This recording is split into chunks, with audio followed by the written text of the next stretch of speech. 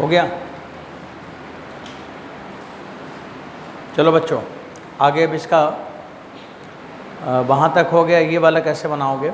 ये ऐसे ही रहेगा। अब जो नाट है, नाट वाला केस है, तो यहाँ पे एक गोला लगा दो बस।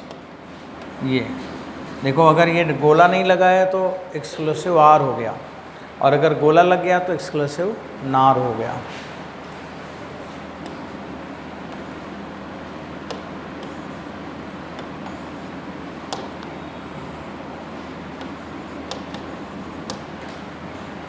ये हो गया। अब बचा है इसका, देखो अभी ये क्या होना चाहिए, इसी का उल्टा आना चाहिए, एकदम उल्टा आना चाहिए। अब आप चेक कर लीजिए आ रहा है कि नहीं। ये 0 हो जाएगा, ये 0 हो जाएगा, और ये दोनों 1 हो जाएगा। यही आ रहा होगा, 1 और 1 आ रहा है। यही चेक करो, नीचे वाला एक चेक कर लो बस। अगर दोनों ऑफ है तो ऑन है, अगर 0 0 है तो इसमें पहले वाले में लिखोगे तो 0 ही हो जाएगा, लेकिन दूसरे वाले में 1 आ जाएगा, तो 0 + 1 1 हो जाएगा। मतलब ठीक आ रहा है। ऐसे सब चेक कर सकते हैं आप।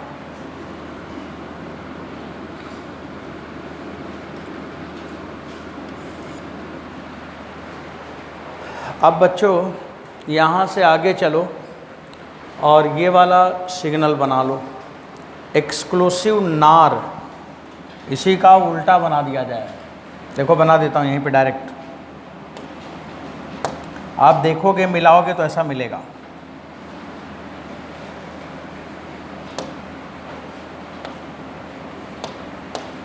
जो यहाँ पे ऑफ है वो ऑन हो जाएगा, जो ऑन है वो ऑफ हो जाएगा, फिर ये ऑफ वाला ऑन हो जाएगा।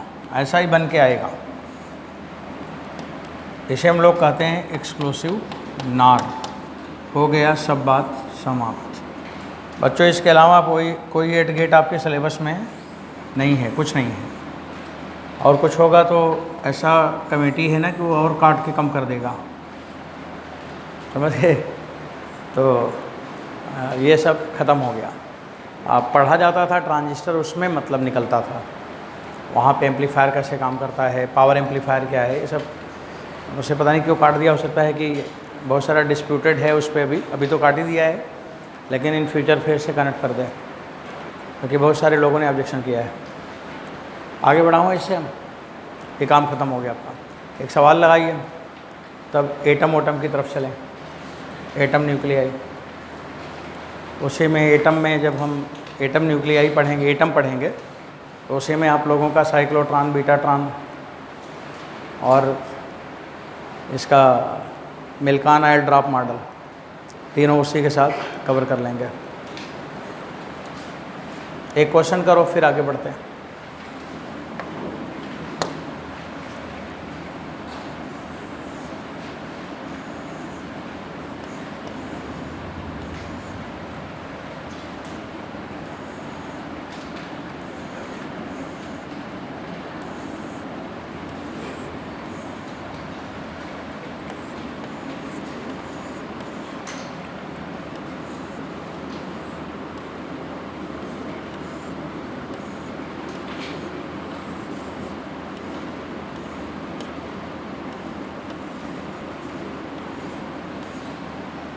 बच्चों इसका बूलियन अलजेब्रा लिखो और ट्रुथ टेबल बनाओ। ऐसे ही सर्किट ऐसे कुछ इधर उधर का बना के दे देता है टीचर, और कुछ भी किधर भी पेन चल सकता है।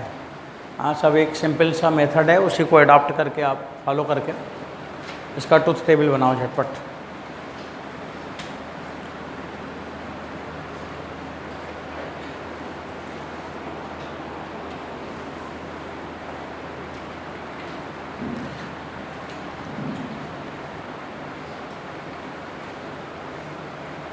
आप लोग अपना सिलेबस को ज़रूर देख लेना, जो सिलेबस है उतना ही पढ़ना, उससे आगे उससे ज़्यादा पढ़ने की ज़रूरत नहीं है। जो नहीं आएगा एग्ज़ाम में उसे नहीं पढ़ना है, और जो जो एग्ज़ाम में आएगा अगर वो छूटा है तो अपने टीचर को बताएं, हमें बताएं। केमिस्ट्री वाले टीचर, बायोलॉजी जो भी पढ़ाते हैं वो उसे ठीक कर लेंगे।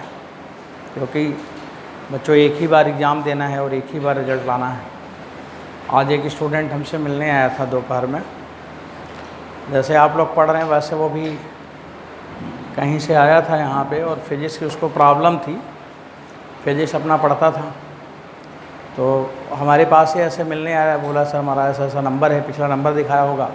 तो मैंने उसके कार्ड, मैंने उस पर एक पर्चे पे लिख दिया था कि क्लासेस अलाउड, तो बैच का नाम और उसमें क्लासेस अलाउड। अब जब मैंने लिख दिया तब फिर अब वही पर्ची दिखा दिखा के रोज़ आए, उसे तो कोई फार्म भरने के लिए भी नहीं बोल सकता, क्योंकि उसे मैंने साइन करके लिख दिया था। वो फॉर्म फिलअप करे, अब उसका कोई रिजल्ट जब आए तो दिखा दे पर्चा, जाओ। अब लोग पहचान के उसे रोक भी नहीं सकते। अब कि सर ने पर्चा लिखा है तो कैसे रोकूं। वो बच्चा पढ़ रहा था, बच्चों उसका आज मिलने आया था मेरे से, उसकी एम्स में, मतलब एम्स मेडिकल कॉलेज में पढ़ रहा है इस समय। वो नीट में उसकी 27 रैंक थी, 27 AIR 27, और यूपी में शायद वो रैंक उससे अच्छी किसी की नहीं है। पर मुझे वो समय नहीं पता चला जब रिजल्ट निकला। अभी वो मिलने आया तो उसे मैं डांट भी रहा था। मैंने कहा तो तुमको उस समय क्यों नहीं बताए? बोले सर उस समय हम एक बार दो बार यहाँ पे आए, लेकिन आने ही नहीं दिए, वो गेट से ही लौटा दिए। हम आपके लिए बोले कि सर से मिलना है, बोले सर इस समय खाली नहीं है, सर बिजी हैं, क्लास में हैं, ये वो कह के हमें लौटा दिए। कई बार हम लौट गए, कई बार आए, कई बार लौट गए। अब इतना अच्छा रिज़ल्ट, वो ये नतीजा यही है ना कि बिना पूछे बिना जाने। अभी पहले अगर कोई बच्चा आ रहा है, पूछा मैं सर से मिलना चाहता हूँ, तो पूछो ना क्यों मिलना चाहते हो, क्या वजह है, किस लिए आए हो, पता नहीं वो किस मुश्किल में हो, और वो बिना सुने ही नहीं है, नहीं है, नहीं है। उसी का नतीजा है। नहीं तो उसकी रैंक लगती AIR 27, पेपर में, न्यूज़पेपर में आता कि नहीं। और वो बच्चा यहाँ पे रहता मेरे पास उस दिन, तो पूरे मीडिया वाले लोग भाग भाग के आते कि नहीं। वही अभी बता रहा था कि जब कोई बच्चा आए और हमें जब पूछे तो सावधानी रखा करो इस बात का, क्योंकि नॉर्मल बच्चे हमें नहीं पूछते, जो बहुत ही ब्रिलियंट होते हैं वही पूछते हैं। सामान्य बच्चे तो वैसे मुझसे दूर भागते रहते हैं। जो एक्चुअल में अच्छे हैं, डिजर्व करते, वही मेरे से पूछ के मिलना चाहते, बाकी कोई नहीं मिलता उल्टा, बाकी तो कोई मिलना ही नहीं चाहता। तो वो अच्छा बच्चा था, वो मिलना चाह रहा था, नहीं मिलने दिए, चला गया। आज आया था लेके मिठाई उठाई खिलाया, बोला सर मैं आपको मिठाई खिलाऊंगा आज। हमने कहा खिलाओ, इतने दिन बाद आए हो तो। हमने कहा आज कैसे आ गए? तो बोला कि सर आज कोई पूछा ही नहीं, चले आए, आते आते चले आए यहाँ तक। हमने कहा अच्छा ठीक। और हमें मालूम था कि आप 12 बजे क्लास छोड़ के बैठे होंगे, इसलिए आ गए। बड़ा आराम से बता रहा था, बोला कि सर मैं अभी एम्स में पढ़ रहा हूँ, अपना सब कार्ड वोर्ड दिखा रहा है, वो ऐसा हो रहा है। अच्छा, ऐसे ही एक घटना और हो गई थी एक बार, बहुत पहले, 4-5 साल पहले। नैनी का एक बच्चा था, उसकी IIT में 4थी रैंक आई थी, AIR 4 आया था, ऑल इंडिया रैंक 4 आया था। यहाँ पे वो फाउंडेशन में पढ़ रहा था, 11th 12th फाउंडेशन में आया था उसका। पढ़ने में बहुत अच्छा था। उस समय अग्रहरी करके 2 भाई थे, दोनों का सिलेक्शन हुआ था। वो बैच IIT का बहुत अच्छा था, 12th फाउंडेशन का बहुत अच्छा बैच था। उस तरह का बैच तो मैंने अभी तक तो नहीं पाया। बहुत बच्चे सेलेक्ट हुए थे उसमें, IIT बहुत सेलेक्ट हुए थे। उसी में वो 4थी रैंक वाला बच्चा था, गोरा सा था, छोटा सा, बैठा रहता था, खटखट सवाल बताता था, जल्दी जल्दी आंसर बताता था। और वो फिर एग्ज़ाम के पहले ही से, 1 महीना पहले से ही प्री बोर्ड वगैरह होने के आसपास से वो बंद कर दिया। अब मेरे को समझ नहीं आ रहा, मैंने सोचा चलो ठीक है, बच्चा है, कहीं गया होगा, तैयारी कर रहा होगा। और फिर 2-1 दिन बाद याद रहता, फिर भूल जाता हूँ कौन था वो, फिर पढ़ाने लगता हूँ, दिमाग उतर जाता है वो बच्चा कौन था, भूल जाता हूँ। अब उसके पिताजी का ट्रांसफ़र हो गया, यहाँ से चले गए वहाँ कश्मीर, मिलिट्री में थे, वो भी साथ में चला गया। अपना एग्ज़ाम दिया होगा, फिर चला गया, फिर नहीं मिला मेरे से। उसके रैंक आई, सारा कुछ न्यूज़ में निकला, सब कुछ हुआ जो भी हुआ, पर मेरे को नहीं पता चल पाया। किसी न्यूज़ में कहीं पे मैंने देखा वो उसका नाम और उसका फ़ोटोग्राफ, तो ब्रिजेश को ने बोला, हम गए, बच्चा तो पढ़ने आता था मेरे यहाँ, यही नाम तो है इसका फ़ोन नंबर पता करो। जब पता किए तो बोला, नहीं उठाया फ़ोन, बोला सर सोचे हम आपको पता होगा। वो ये बोला कि सर सोचे हम आपको पता होगा। अब उसके आगे क्या बोला जाए। तो ये कोचिंग की भी गलती है कि बच्चों का डेटा नहीं लिया जाता, उस गलती का, और उसके बावजूद भी लोग सुधरते नहीं। समस्या तो ये है। अब हम ही पूछते हैं, हम ही पूछे जाने तो भले, और बच्चे हम ही से बताएं। तो ऐसे ऐसे बच्चे, आज वो बच्चा बड़ा सेट मतलब थोड़ा अच्छा नहीं लगा, क्योंकि हमें तो कोई प्रॉब्लम नहीं है, हमें तो ठीक है, मैं तो खुश हूँ कि अच्छा वो सिलेक्शन हुआ गया। लेकिन आज एक कोचिंग को थोड़ा सा, आज एक कोचिंग सोचा जाए तो थोड़ा ठीक नहीं था। वो सब बच्चों का रिज़ल्ट तो एटलीस्ट सबको पता हो जाना चाहिए था। तो बच्चों, इसलिए मैंने सुनाया है कि आप लोग का भी अच्छा हो, तो ऐसा मत करना कि बिना बताए भाग जाना, बता ज़रूर देना, ठीक है। और अभी मैंने प्रोफार्मा चेंज कराया आज ही।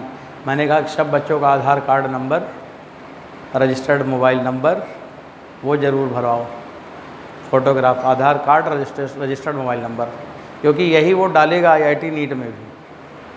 और अगर ये नहीं डालेगा तो उसको स्कॉलरशिप भी नहीं मिलेगा, कुछ नहीं मिलेगा।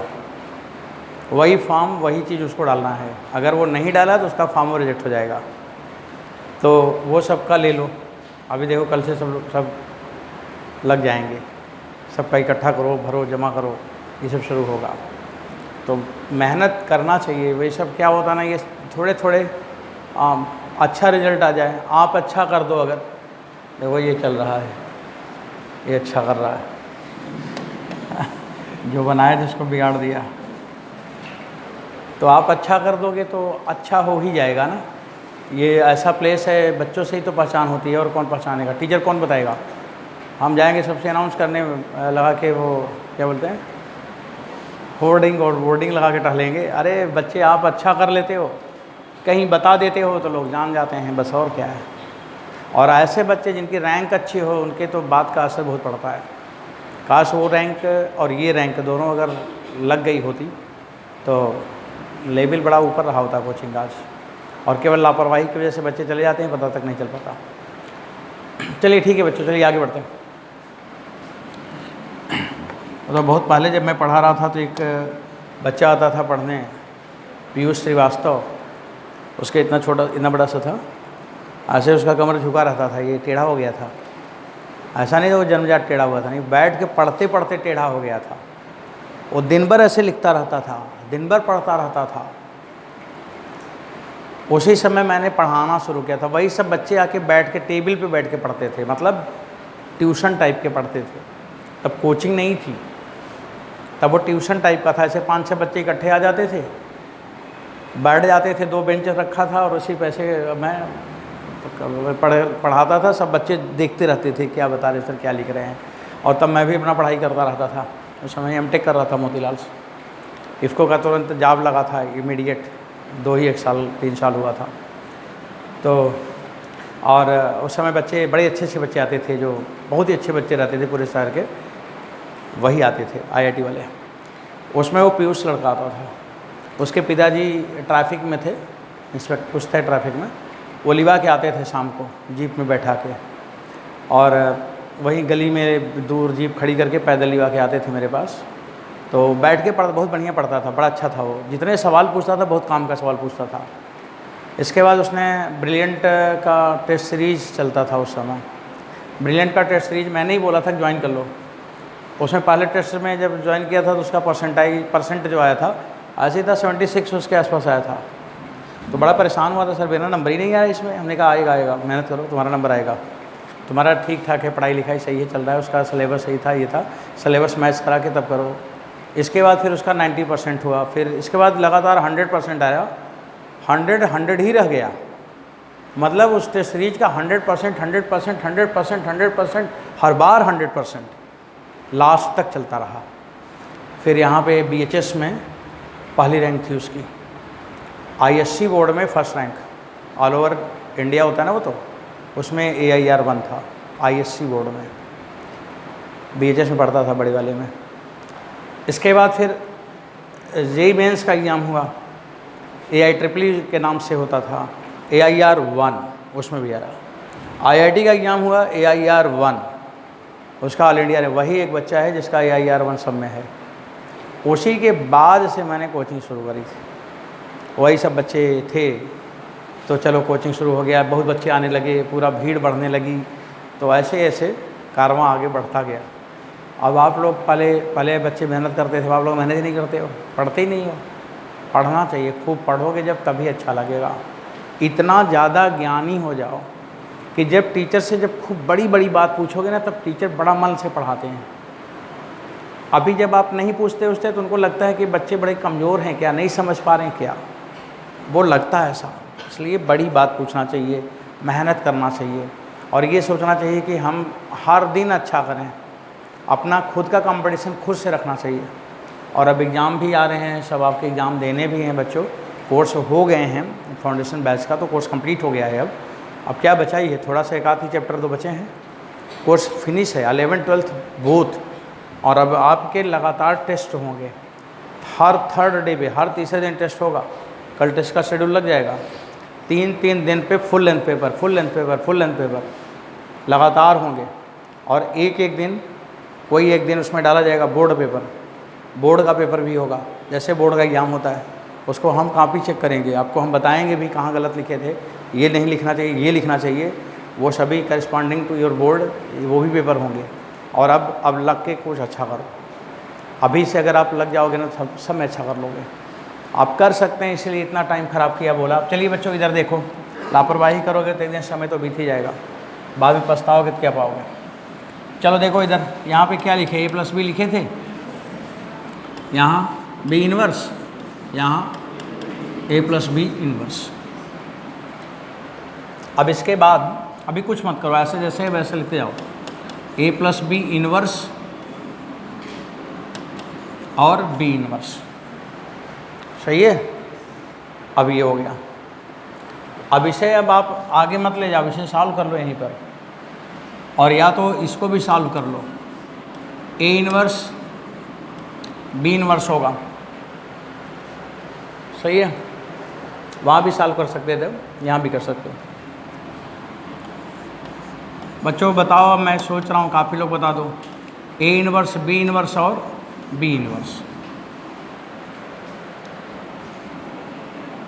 अगर हम यही लिखे रहें तो भी तो ठीक ही था, ये ज़्यादा अच्छा लग रहा है।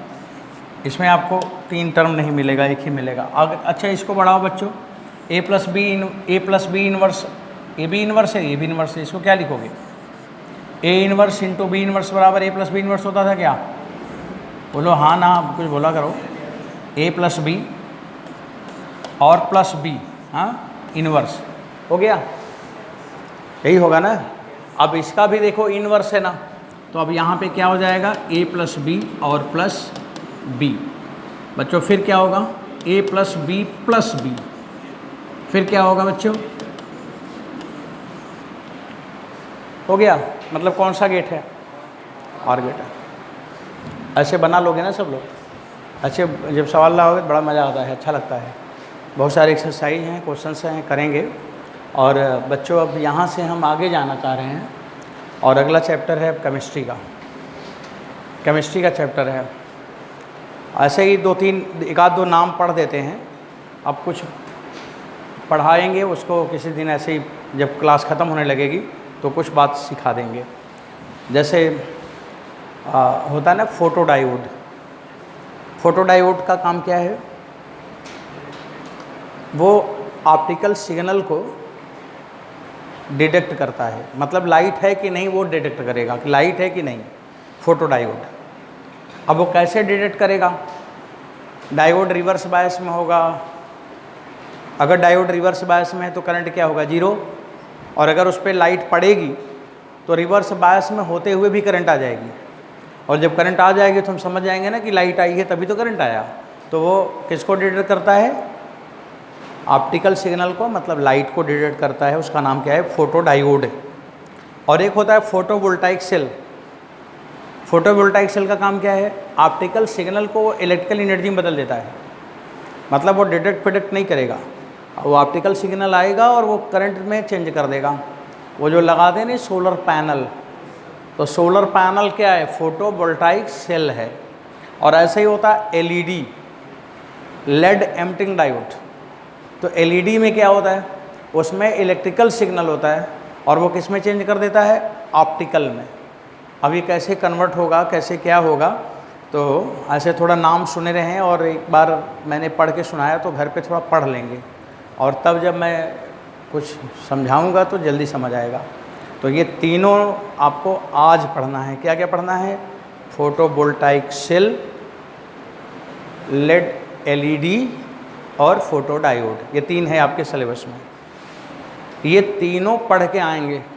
तो अगले क्लास में मैं पहले आपसे पूछूंगा तीनों में आपने क्या पढ़ा, कौन सा मटेरियल यूज़ करते हैं, कैसे आता है, फॉरवर्ड बायस है कि रिवर्स बायस है, उसे थोड़ा पढ़े रहेंगे तो ये आपका डिस्कशन हो जाएगा। एक ये बात आपको मैं क्या दे दिया, होमवर्क पढ़ने के लिए, समझ गए? अब चलो क्लास वर्क। अब जो मैं पढ़ाने जा रहा हूँ, एटम।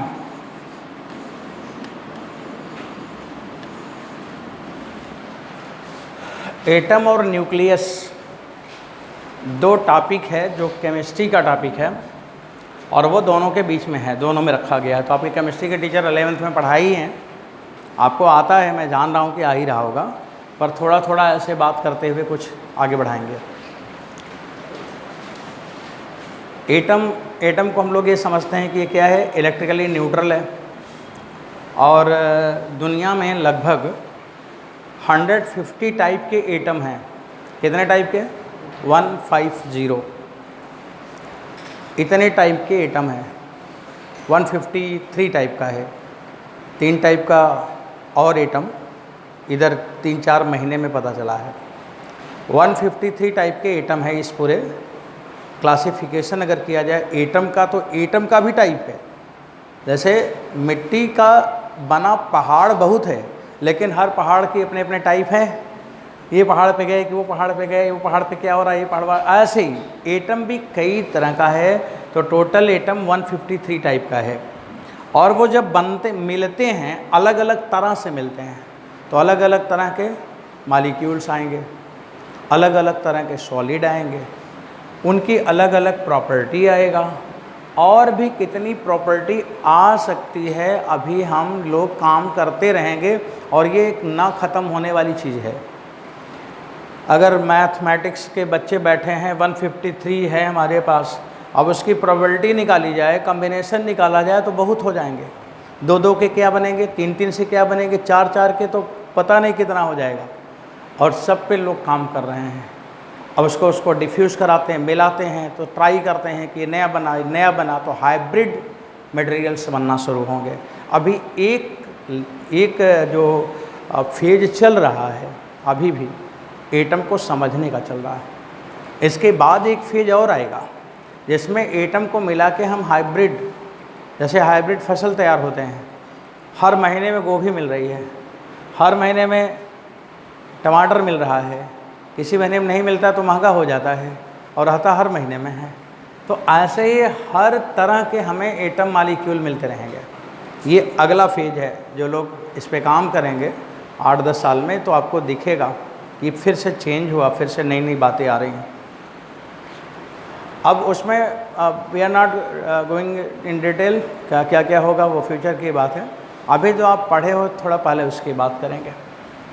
एटम के बारे में बच्चों सबसे पहले नाम आता है रदरफोर्ड का आता है। तो रदरफोर्ड ने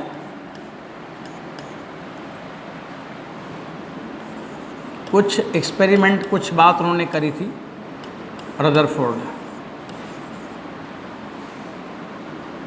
इनका नाम, किसका नाम, लॉर्ड रदरफोर्ड था इन्हीं का। एक का नाम लॉर्ड रदरफोर्ड है, लॉर्ड बोला जाता था, यही है। ये न्यूजीलैंड के थे, कल जो मैच हार गई तो ये न्यूजीलैंड के थे और इन्हीं के स्टूडेंट हैं बोर, इन्हीं के पढ़ाए हुए वो थे नील्स बोर। ये जो गड़बड़ करे थे वही सही किए थे। तो जो रदरफोर्ड है, इनका जो हमारे काम का बात है, इन्होंने न्यूक्लियस को सर्च किया था, न्यूक्लियस को उन्होंने ढूंढा था। अब बच्चों न्यूक्लियस को ढूंढने के लिए इन्होंने क्या किया था, एक इलेक्ट्रोस्कोप, बता रहा हूँ, थोड़ा सा वेट करो, अभी यहाँ कुछ मत करो। इधर इन्होंने क्या किया, एक सेंटिलेशन काउंटर लगाया। काउंटर माने जो पार्टिकल्स है उसे गिनेगा। इस साइड उस साइड कहीं लगा दिया। मान लो उधर लगाएंगे तो इधर से फिर अल्फ़ा पार्टिकल का बम्बार्डमेंट किया, जो पहला नंबर आता है। न्यूक्लियस को उन्होंने न्यूक्लियस का रेडियस ढूंढा था। अभी अल्फ़ा पार्टिकल का बम्बार्डमेंट किया, अल्फ़ा पार्टिकल ये जा रहे हैं, ये अल्फ़ा पार्टिकल जा रहा। तो इन्होंने देखा, इनको वैसे नहीं दिखा, वो काउंटर से पता चला, जो काउंट कर रहा था ऐसे गया और ये लौट आया।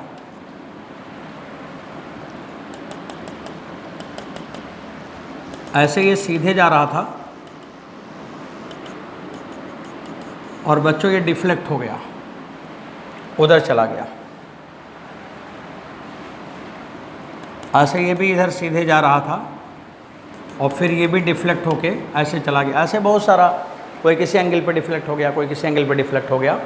ये इन्होंने ऑब्जर्व किया था।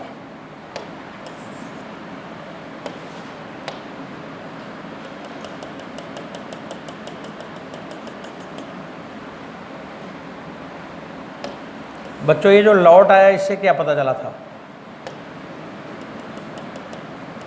इसका मतलब ये जो कोलिजन हुआ वो हेड ऑन कोलिजन था। कौन सा कोलिजन? Head on. इसका मतलब इसी के सामने कोई मटेरियल है और इसका सेंटर और उसका सेंटर आमने सामने हो गया, और उसी सेंटर को क्या बोला था उसने? न्यूक्लियस। ये न्यूक्लियस है, ये न्यूक्लियस है। और यहाँ पे माना गया कि हैवी मास, टोटल मास यहीं पे है, दिस इज द न्यूक्लियस। और इसके बाद ये इधर से डिफ्लेक्ट, ये जा रहा था इधर और ये डिफ्लेक्ट होके किसी एंगल पे चला गया phi, this is the deflection. और ये जो एंगल डिफ्लेक्ट हुआ, मतलब एक पार्टिकल नहीं, कई पार्टिकल डिफ्लेक्ट होके गया सेम एंगल पर, कई पार्टिकल डिफ्लेक्ट हुआ। ऐसे इधर भी है, इधर भी उसी के करेस्पॉन्डिंग ये भी जा रहा था ऐसे और डिफ्लेक्ट होके ऐसे चला गया 5, यहीं से डिफ्लेक्ट हुआ। तो बच्चों ये जो पार्टिकल डिफ्लेक्ट हुआ ना, इसी को सबसे पहले उन्होंने बताया था कि n is the number of deflected particle. आपको अगर ये रिलेशन पता होगा तो हमें बताना। Number of deflected particles, alpha particles, alpha particles, n proportional to 1/sin power 4 और 5/2, ये रिजल्ट है। Number of deflected particle proportional to 1/sin power 4 और 5/2। मतलब ये है, भाइयों के लोग समझ लो, ये sin 5/2 कर लेना, पहले एंगल आधा और उसी का पावर 4 कर देना। ये पार्टिकल का प्रोपोर्शनल कांस्टेंट है कि इसके प्रोपोर्शनल है। तो क्या मीनिंग हुआ कि जैसे जैसे एंगल घट रहा है वहाँ पे पार्टिकल की संख्या ज़्यादा है, और एंगल बढ़ रहा है, ये बढ़ रहा है, तो n का मान क्या हो जाएगा? कम हो जाएगा। तो उन्होंने क्या देखा कि जो बाहर निकल रहे हैं, स्कैटर्ड हो रहे हैं, वो नंबर ऑफ पार्टिकल इसके प्रोपोर्शनल है। स्कैटर्ड इसे बोलते हैं number of scattered alpha particle. Paper में पूछा जाता है कि number of scattered alpha particle, question ऐसे आता है कि 60 डिग्री पे स्कैटर्ड हुआ, ऐसे क्वेश्चन देगा कि 60 डिग्री डिफ्लेक्शन के लिए अगर पार्टिकल 10⁴ है तो बताइए जो 90 डिग्री पे डिफ्लेक्ट हुआ वो कितने थे? तो उसे में रख लेना, आ जाएगा, नहीं आ पाएगा। बस यही पहला नंबर है, पहली बात। ये केमिस्ट्री के टीचर आपको पढ़ाए हैं, यही आता है। बाकी और ये नहीं आता है कि रदरफोर्ड क्या क्या पढ़े लिखे थे। वो जो पढ़े लिखे थे वो क्लास 9th में आता था कि वो न्यूक्लियस के ऐसे ऐसे घूमेगा, ये करेगा, वो करेगा, अला वाला। अब काम की बात लिखो। दूसरा नंबर क्वेश्चन न्यूमेरिकल जब आएगा तो n1/n2 बराबर sine φ2/2 upon sine φ1/2 whole power 4 and power 4। बच्चों ये आपका पहला क्वेश्चन है पेपर में आने वाला। लिखेगा कि when alpha particle hits to the plate thin foil and number of alpha particles ejected from the foil at this angle is equal to this one. तो ये वाले पार्टिकल के लिए कितना एंगल हो या इतने एंगल के लिए कौन सा पार्टिकल हो, तो आप यहाँ पे रख के निकाल सकते हो, ये रिलेशन है। अच्छा ये बताओ, ये जो पार्टिकल की नंबर है इसकी थिकनेस पे डिपेंड करेगा कि नहीं। जो फाइल लेते हैं, उन्होंने क्या किया था, एक पतला सा प्लेट लिया था ना, और पतला सा प्लेट लिया था, उस पर पार्टिकल ऐसे स्ट्राइक किया था। अगर वो पतला सा प्लेट लिया था मान लो 2 मिलीमीटर का, तो मैंने ये बोला कि 2 मिलीमीटर का जब था तो 180 डिग्री पे आने वाले पार्टिकल की संख्या 10 थे, मान लो मैं बोल रहा हूँ 10 थे। तो अगर वो 4 mm का प्लेट ले लेते तो क्या वो 10 रहता कि 10 से बदल जाता? क्या रहता? 10 ही रहता? नहीं, बदल जाता। स्कैटर्ड पार्टिकल के नंबर, मैंने क्या लिखा, नंबर ऑफ स्कैटर्ड पार्टिकल। वो तो आ रहे हैं बहुत से ना, बहुत सारे पार्टिकल हैं, कुछ तो खाली चले जा रहे होंगे, पेंट्रेट करके बाहर निकल गए, कुछ ही तो लौट रहे थे, जो कहीं से टकरा रहे थे वही तो लौट रहे थे, और प्लस के कारण वो डिफ्लेक्ट हो जा रहे थे। तो बच्चों अगर आप मोटाई ले लोगे, जैसे मोटा ले लोगे, तो उसमें एटम के नंबर ज़्यादा हो गए, हुए कि नहीं ज़्यादा? बोलो, जेडी ज़्यादा हुए कि नहीं हुए ना? और इलेक्ट्रॉन भी ज़्यादा हो गए, सब तो ज़्यादा हो गए, क्योंकि टोटल मॉलिक्यूल की, टोटल मटेरियल की बात करो तो जैसे जैसे थिकनेस बढ़ाते जाओगे तो सेम एंगल पर ये नंबर ऑफ स्कैटर्ड पार्टिकल भी बढ़ता जाएगा। तो नंबर ऑफ स्कैटर्ड पार्टिकल किस पे डिपेंड करेगा? थिकनेस पर। n और t में रिलेशन क्या होगा? प्रोपोर्शनल टू t होगा। तो n1/t1 बराबर n2/t2 एट पर्टिकुलर एंगल। इसे ध्यान रखना, ये केमिस्ट्री में भी पेपर में पूछा हुआ था। तो बच्चे हमारे पास पूछने आए थे कि सर ये थिकनेस पे डिपेंड करता नहीं है कि करता है? तो मैंने यही बोला था कि अगर मान लो मोटा प्लेट ले लिया तो चार्ज ज़्यादा नहीं हो गया, तो जब ज़्यादा हो गया तो स्कैटरिंग भी तो उसी के हिसाब से बदल जाएगा। तो